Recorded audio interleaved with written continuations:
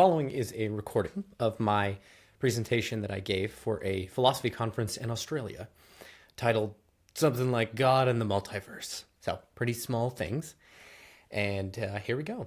Doubtlessly spurred on by recent developments in cosmology, several philosophers of religion have offered models of a theistic multiverse, or TM for short, a proposed way of combining God and multiple universes in the hopes of addressing and defusing long-standing objections to theism.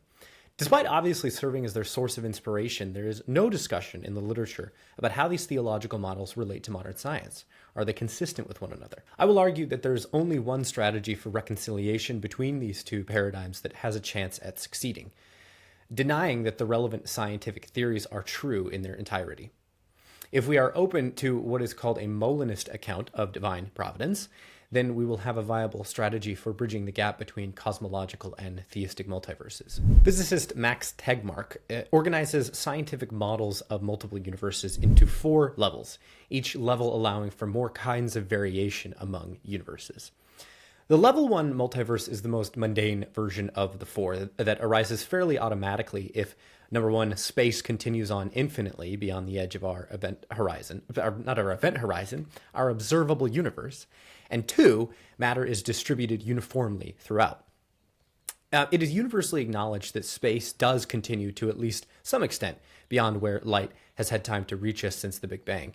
And the specific stipulation that space continues on infinitely is a common viewpoint among cosmologists. In this kind of multiverse, what Brian Greene calls the quilted multiverse, the initial distributions or arrangements of matter and energy differ from region to region, but the constants of physics, things like the speed of light, the masses of fundamental particles, and so on, and the mathematical form of the laws of nature remain uniform throughout. According to some philosophers and scientists, this isn't really a multiverse, it's just a really big universe, but it's also level 1, the most mundane. Level 2 consists in variations not only in the mere arrangements or quantity of matter and energy, but also in the physical constants, those parameters that the laws of physics do not seem to determine, but have to be discovered experimentally and put in by hand to the relevant equations. There's no way to derive them from deeper theory. These constants mostly dictate the relative masses of fundamental particles, like the quark or the electron, and the strength of fundamental forces, like gravity, the electromagnetic force, and so on. The inflationary multiverse is a good illustration of this kind of multi-world scenario. Suppose that very near the Big Bang, the entire universe is permeated by an inflaton field that 1, causes the universe to expand at an enormous rate, and 2, is well above its minimum energy value in a so-called false vacuum state, because it's not the true vacuum. Next, suppose that quantum fluctuations occasionally kick small patches of this field down to its actual minimum energy levels, true vacuum states. These patches or bubbles then expand as well, but at a slower rate than the surrounding false vacuum. Thus, as time goes on, bubble universes proliferate into existence, but because the false vacuum between them grows faster still, there will always be more room for bubbles to form and grow into full-fledged universes. And each of those minimum energy levels that a universe settles into and grows out of correspond to different sets of physical constants, and so you get different physics within each bubble. Level 3 is that multiverse that results from the many worlds interpretation of quantum mechanics. Under this framework, we can think of a particle's location as described by a probability distribution, describing where the particle might be, with spikes designating where the particle is most likely to be located upon observation. Per Everett's many worlds interpretation, every time you measure the position of a particle, reality splits into all the distinct possible outcomes you could have measured. If there are 3 possible outcomes, reality will evolve into 3 worlds, one where each U measures a particular particle position. Now, this is only a correct characterization in a rough and ready way, but it's good enough for our purposes. Finally, the 4th level is Tegmark's ultimate ensemble theory, a proposal similar to David Lewis's modal realism, according to which every mathematically consistent possible universe actually exists, even ones with entirely different laws of nature or no laws whatsoever. Most would maintain that at this level, we have left science behind and landed squarely in metaphysics. So we will not really discuss this one very much because our concern is with how science relates to the multiverse, not the theistic multiverse, not other metaphysical paradigms. With this 4-fold schematic in the background, we can now examine the philosophical models of a divinely structured multiverse that some theists advance in the hopes of solving what has been called the problem of no best world facing theism. The problem in a nutshell. God, being unsurpassable, would have to create an unsurpassable world. God is infinitely valuable and would likely then create an infinitely valuable world. Unfortunately, however, our world is pretty clearly surpassable. There are obvious ways to make it better, to increase its goodness or beauty or value. In general, for any possible way God could have made a universe, he could have made it better. Just as there is no highest number, so there's plausibly no best possible world. But if God is morally perfect and unsurpassable, it is impossible for God's choices to be improved upon. Thus, if there is no best unsurpassable world, we know automatically that there can be no morally unsurpassable God. In response to this argument, several philosophers have argued ingeniously that a particular theistic multiverse is the best possible world. And for all we can tell, our universe is part of that multiverse. So what do these models assert? Well, philosopher Claus Cray argues that, quote, God creates and sustains all and only those universes which are worth creating and sustaining. Where worth creating is left undefined, but you can think of it plausibly as a balance of good over evil, being net positive. Donald Turner similarly claims that, quote, God ought to actualize that complex possible world which contains universes above some cutoff line. For example, every universe with a favorable balance of good over evil, as I said. The result, a collection of universes, all of them above some value threshold, all of them worthwhile, is the same as Cray's. But notice that any other collection of universes, any other possible world, could only differ from TM by either 1, including an overall bad universe, or 2, failing to include a good universe.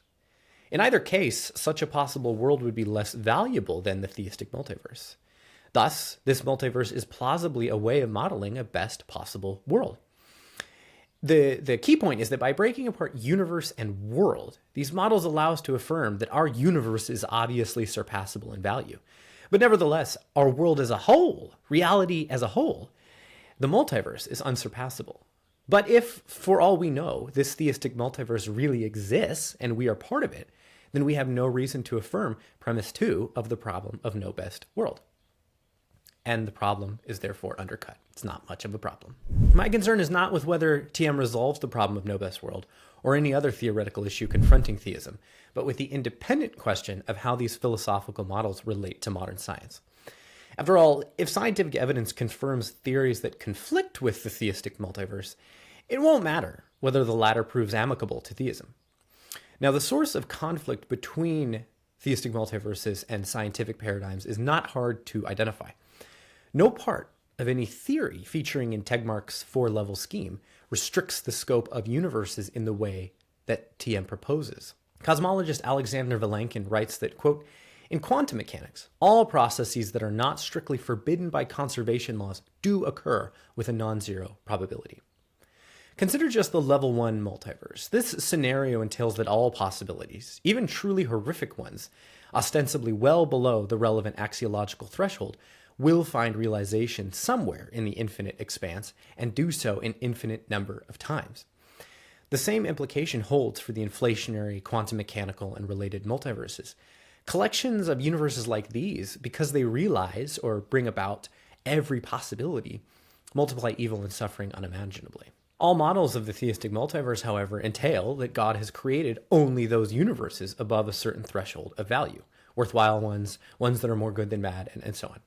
But consider Beta, a universe whose sole denizen, a Boltzmann brain perhaps, fluctuates into existence amidst the endless black expanse, experiences unfathomable pain for 10 billion years with no reprieve or shred of happiness, and then ceases to exist. This is a possible arrangement of matter, and so will exist in the level 1 multiverse. While paying due consideration to the limitations of our moral intuitions, most would agree that wherever the relevant axiological threshold for inclusion in God's multiverse is, Beta falls below that threshold and so will not exist in TM. But if our comments above are correct, then the relevant scientific theories entail that Beta exists somewhere in the cosmic tapestry. Therein lies the conflict. So then, taking TM, scientific models of the multiverse, which I've abbreviated as SMM, and Beta in hand, the argument summarized goes as follows. Number 1, if TM exists, Beta does not exist. 2, if at least one SMM is true, beta exists. 3. Therefore, if at least one SMM is true, TM does not exist. If we then think that empirical evidence makes it likely that a particular cosmological theory of the multiverse or scientific theory of the multiverse is correct, we might then reason as follows. 4. At least one scientific model of the multiverse is true or correct. 5. Therefore, the theistic multiverse does not exist. I will look at 3 ways that a defender of the theistic multiverse might respond to this argument. Option number 1 is to deny premise 2. Maybe these theories of the multiverse, these scientific theories, don't actually entail that bad universes exist. Maybe the relevant scientific theories can still be true in a technical sense, even if beta or other terrible universes do not obtain. In that vein, one might contend that scientific theories of any kind, those of the multiverse included, contain within them all things being equal clauses, such that they show us not how reality is per se, but how it would be were only natural forces operative. If that is the case, then the theistic multiverse, because it postulates distinctly supernatural forces, is not in conflict with scientific models. These models could still be true in a technical sense, even though a bad universe like beta does not exist. To illustrate, theistic philosophers often defend the compatibility of miracles with the laws of nature, because often people will claim that miracles are by definition violations of natural laws. But what they'll say is that natural laws are only meant to describe the world when only natural forces are operating. And so they just don't apply to a situation in which a supernatural being, God, interacts with the natural world, and so they can't be violated. Might we then say the same thing about the inconsistency or violation of scientific models of the multiverse? Well, however plausible these analyses of miracles are in terms of scientific laws, they lose considerable appeal in the context of scientific theories, and those are different. Consider Newton's law of gravity, an equation dictating the relationship between the gravitational force, F, two objects of mass m1 and m2, and the distance between them, r, given as follows. So right here, all nice and purty. No part of this mathematical relationship attempts to explain how gravity works, or what gravity is. It merely tells us what will happen in a particular situation, but not how or why. For the latter, one needs a much richer scientific theory. Einstein's theory of general relativity, for instance, entails that what we feel as the force of gravity is the curvature of spacetime. And I submit that there is a difference between how we analyze laws in relation to miracles and how we analyze theories. If, for instance, God miraculously prevented objects from warping spacetime without changing their mass or other gravitational interactions, Einstein's theory would be a false description of the universe. And it wouldn't make sense to avoid that conclusion by stipulating that general relativity only aims to show us how the universe is, assuming only natural forces are at play. If one insists that theories have inbuilt all things being equal clauses in this way, then one could claim that young earth creationism, the idea that God created the world 6,000 years ago, is not in conflict with evolutionary theory, archaeology, geology, astrophysics, because these disciplines only aim to reveal what the world is like so long as no supernatural forces are at work. Given this implication, most of us will agree that we can't undercut the incompatibility argument in this way. Option number 2, deny premise 1. Maybe the theistic multiverse could actually include a universe like beta. Maybe beta isn't all that bad. The most straightforward move would therefore be to deny premise 1 and argue that beta is compatible with TM. There are several ways you might do that, but I will here look at just one: advocating skeptical theism. Claus Cray has suggested to me that scientific appearances to the contrary, the universes at issue are not, so far as we can tell, below some defensible threshold. This proposal allows us to hang on to our intuitive standard for what a good God would allow, but challenge the claim that these ostensibly unacceptable states of affairs, like beta, really are below that standard.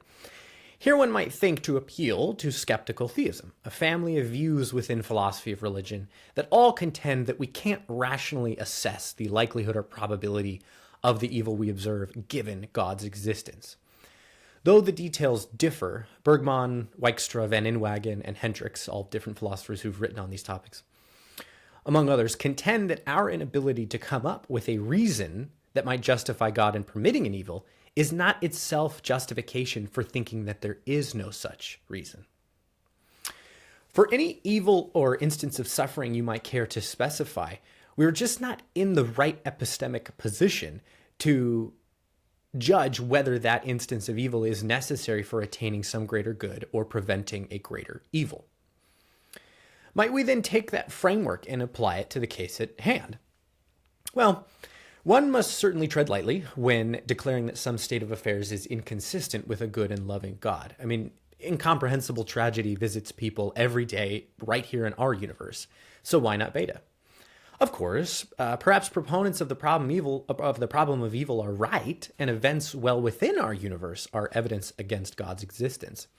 Still, would theistic arguments, if sound, imply that we have no grounds for affirming that God would not allow beta in the theistic multiverse?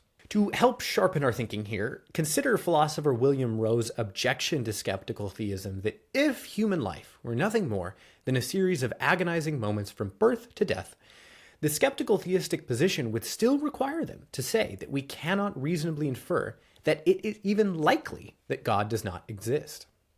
The general point, I take it, is that skeptical theism admits of no obvious limiting principle to its stipulation that we are not in a position to gauge whether God might have reasons for permitting this or that evil. No matter how extreme, horrific, and seemingly pointless an evil we might contemplate, skeptical theism seems to entail that, were that evil to actually transpire right before our eyes, we could not know if God would or would not permit it.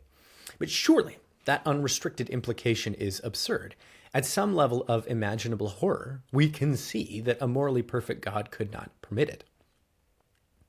Now, on behalf of skeptical theism, Michael Bergman replies that a perfectly good God would not permit suffering unless the sufferer's life is on the whole a good one. The idea seems to be that even the skeptical theist can affirm various moral principles that a perfectly good God would abide by, regardless of whether or not he could bring about some greater good by violating those principles.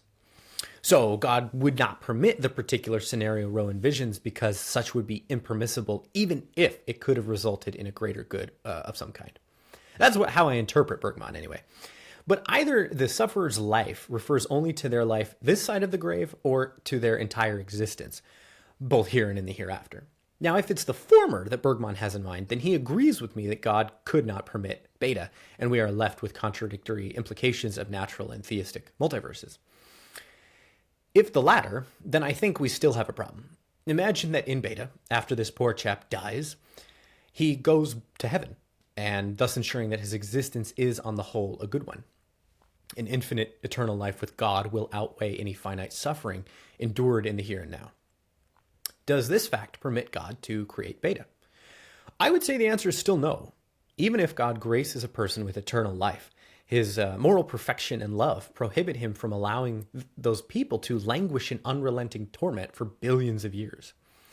If one insists that we cannot make this claim, then it's no longer clear what it even means to claim that God is loving.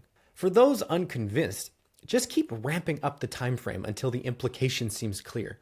Consider that instead of 10 billion years, this perfectly conscious, isolated Boltzmann brain suffers unceasing psychological torture for a Google years.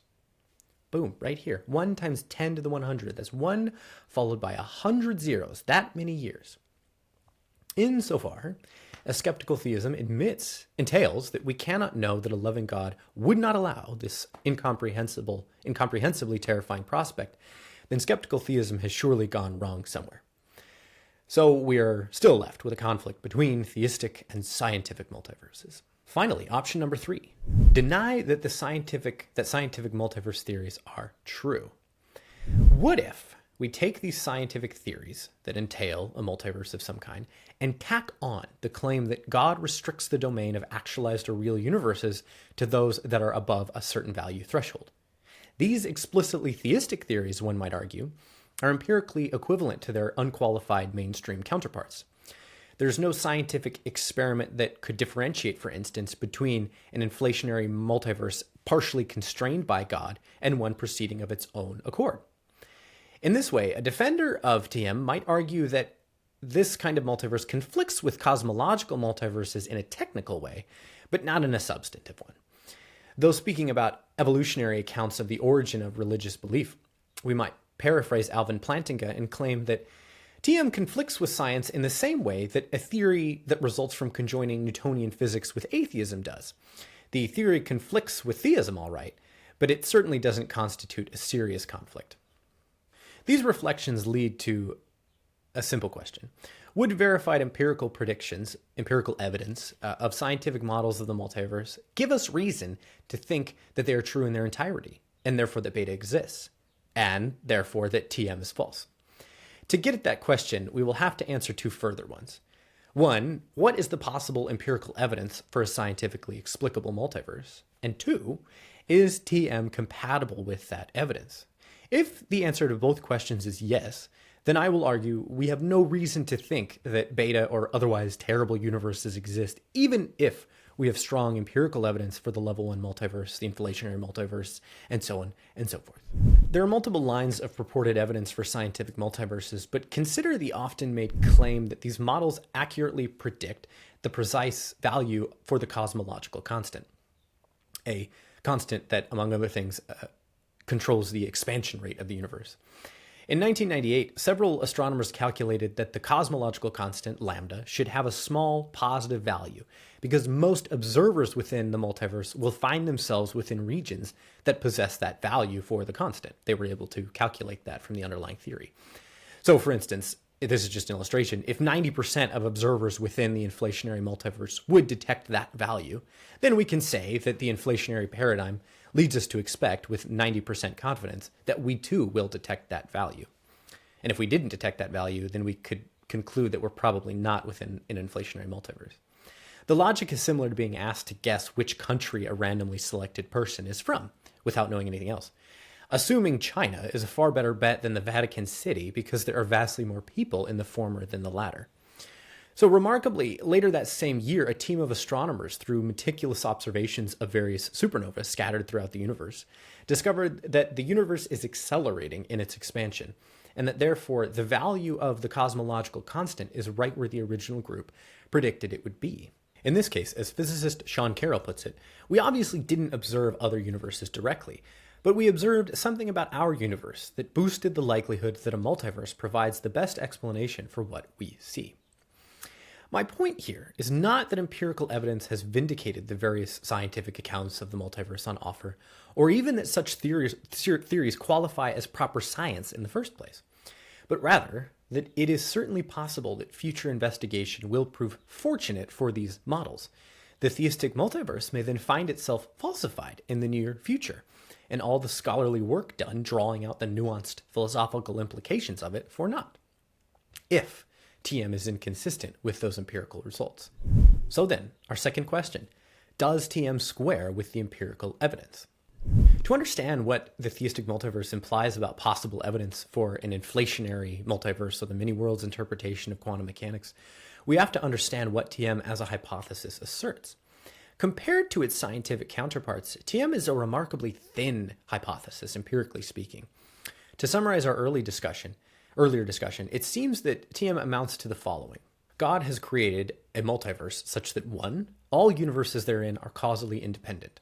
2, all universes are above some minimum threshold of value or goodness. And 3, the aggregate value of the multiverse is unsurpassable.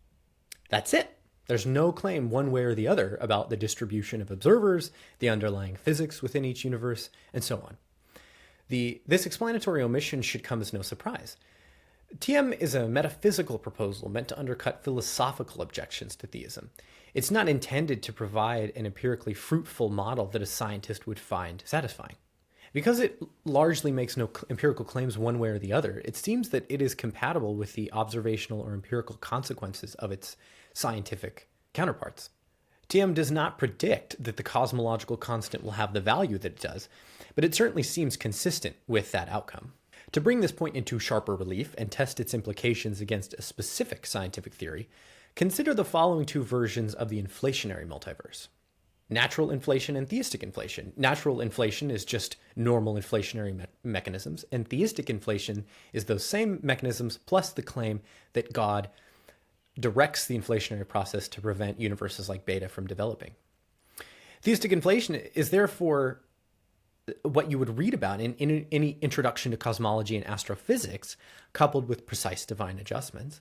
And natural inflation is the same model, but without divine tinkering, what most scientists mean by inflationary theory. Fleshing things out in this way provides a means of arguing that the conflict between TM and an inflationary multiverse, say, is real but merely superficial, given that no scientific experiment could distinguish between them. Any differing empirical implications could only arise from theistic inflation's stipulation that the really bad universes one would expect to obtain in a natural multiverse do not exist. Here one might press that theistic inflation does have some empirical content, because it entails, after all, that we in our universe will not observe either 1, impermissible states of affairs as suggested in our discussion of skeptical theism, or 2, an overall net negative value to the universe as a whole, while natural inflation makes no such stipulations. As such, the two must not be empirically equivalent after all. The point is well taken, but notice that these very general sorts of empirical implications are not the kinds that scientists draw out from their theories and discuss in the context of multiverses. Rather, they have the kind of evidence adduced above in view: precise values for the cosmological constant, failure to find violations of unitarity, failure to detect curvature in spatial topology, which I haven't discussed but is also often suggested as evidence for multiverse. And it seems right that that particular body of evidence is neutral with respect to the two models of the inflationary multiverse considered here. The two theories, after all, are identical, save for the presence or absence of beta in universes like it from the inflationary expanse, universes that by definition we can't observe. Now, with respect to the ways that the two versions of inflation do differ empirically, trying to adjudicate whether our universe is net negative or whether it includes states of affairs that a morally perfect God could not permit is nothing more nor less than the problem of evil that has faced theism for thousands of years. Maybe that problem is unsolvable, and maybe it is not. The only contention I wish to defend is that the kinds of evidence scientists discuss in the literature cannot adjudicate between theistic and natural inflationary multiverses. Insofar as we identify inflationary theory with natural inflation, it will follow that TM conflicts with the former. But given that a theistically tweaked version of inflation is empirically equivalent to its canonical formulation, that conflict is evacuated of significance. This solution might strike one as too short, sweet, and simple, but it has some initial plausibility. But there is a devil in the details here. Are we to understand God's direction of the inflationary multiverse, for instance, as mediated by direct supernatural interventions in the natural world, or not? Let's start with the former option. The idea would be that God prevents universes like beta from arising via direct divine action, that is, miraculous intervention, as the multiverse evolves, rather than through some mediating natural process. The problem with this proffered explanation is that it seems to then drive a wedge between science and reality. Those of us who are scientific realists think that scientific investigation connects us to the truth about the natural world. But it would seem that my proposal under this interpretation forces us to say that inflationary theory, as it is presented in the textbooks and debated in professional conferences and journals of physics, is in fact a misrepresentation of the actual multiverse we inhabit, given that it leaves out of the picture a significant factor shaping the evolution of the cosmos, God's supernatural activity, and as such leads to a reconstruction of natural reality that is, taken as a whole, false. Dean Zimmerman, citing philosopher David Turner, similarly objects that in the context of the Everettian multiverse, divine manipulation of which branches arise and which do not undermines the Schrödinger equation. If God prevents the worst universes from emerging on the world tree, then the deterministic law, the Schrödinger equation, would not truly describe the evolution of the multiverse. Another way to phrase the point is that if inflationary theory or the many worlds interpretation of quantum mechanics turns out to be a correct description of the underlying natural dynamics within reality, then the theists, to safeguard their worldview from refutation, must maintain that the history of the cosmos is suffused with direct supernatural intervention. At least with respect to Jesus' resurrection or his turning water into wine, these events only happen once. By contrast, under the current proposal, the natural order is constantly receiving inputs from a supernatural agent to ensure that nothing like beta transpires. Many of us will have the strong intuition, or suspicion perhaps, that something has gone wrong somewhere if we are led to this conclusion. And for good reason. As MacDonald and Trow contend, two Christian scholars, the history of science gives us good reason to think that a methodologically natural science is the correct tool for understanding the natural world.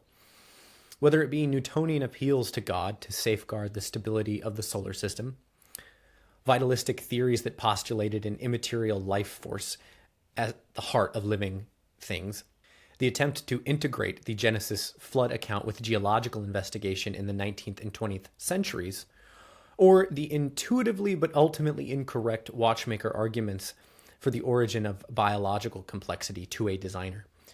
In every case, a supernatural explanation proved inferior to a natural one. Well, this is not a knockdown objection to seeing reality as infused with supernatural activity. It should give us serious pause before affirming a position as radical as theistic inflation. That is, under this interpretation. So then, that leads to interpretation 2, a Molinist multiverse. While one may feel justified at this juncture in concluding that there is no plausible way of harmonizing cosmological and theistic multiverses, there is one avenue of reconciliation that at least has a chance at succeeding. While I do not know if it ultimately does succeed, it's certainly worth further reflection. Here enters Molinism, a theological model of God's omniscience that proposes a rather sublime way of reconciling providential control of the multiverse without resorting to miraculous intervention. The idea in a nutshell is that not only does God know 1, all logically possible states of affairs that could obtain, and 2, all states of affairs that actually obtain, but also 3, all states of affairs that would obtain were something else to be the case. Crucially, given 3, God knows what kind of world or what kind of multiverse would have developed given any possible set of initial conditions. God knows, for instance, the exact kind of multiverse that would result from the choice of a particular initial condition and set of natural laws, even if he never elects to bring about that initial state.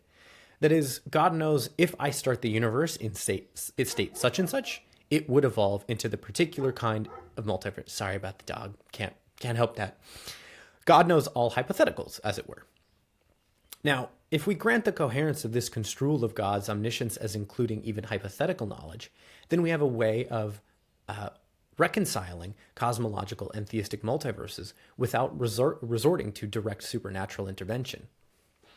By choosing the exactly specified and precise initial condition of the multiverse and the dynamical laws by which it evolves over time, God can guarantee that even a natural inflationary process unfolds in such a way that only axiologically acceptable universes, worthwhile ones, decay from the inflationary expanse and form into universes. In this way, God need not directly cause inflationary processes to sway this way or that every time they would otherwise unfold into an impermissible universe. Rather, God can bring about his multiverse indirectly by setting the initial conditions in place and the dynamical laws that govern their evolution. Under this interpretation, theistic inflation requires a scientifically viable model of inflation with an extremely and perhaps even infinitely fine-tuned or precise set of initial conditions that results in a very particular kind of multiverse, free from all the terrible and bad universes that would otherwise develop. And this needs to be viable in that empirical evidence can't have ruled this kind of model out. As far as I can tell, such a model is epistemically possible. I am content to rest my case, however, having established at least the conditional conclusion that if this appeal to Molinism will not work, then there is no plausible way of harmonizing theistic and cosmological models of the multiverse. Still, though they speak about an adjacent project to the present one, the authors of the paper Quantum Molinism correctly conclude, it seems to me, that such a proposal calls for much more work and much more effort to harmonize it with the best available philosophical, theological, and scientific frameworks. We think this marks out space for an exciting research program for original future work on Molinism. I agree.